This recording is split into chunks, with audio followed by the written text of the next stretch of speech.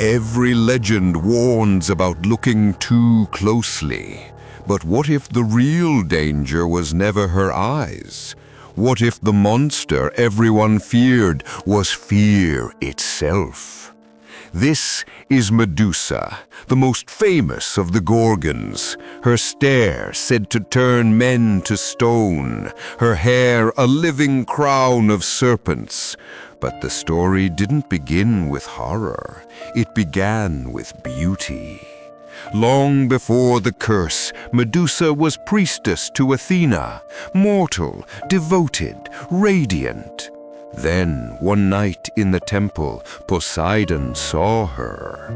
Accounts differ on what followed, but blame fell not on the god, but the girl. Athena's wrath struck her, hair twisted to snakes, face twisted to myth. That's when the victim became the villain, and that's when the world learned to fear her reflection. But picture it differently for a moment. What if her gaze was never punishment, but protection? Each man she turned to stone was a man who came too close. Maybe the curse was survival. Maybe the monster was the story. Across ages, Medusa changed faces. In Rome, rage. In the Renaissance, beauty again. Artists painted her frozen between sorrow and fury, half goddess, half ghost of justice.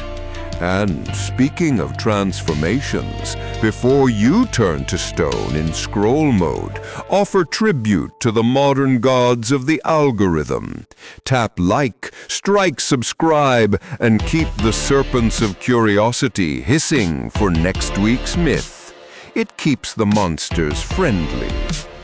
Even today, Medusa's head stares from shields and logos, fierce, defiant, a reminder carved through centuries.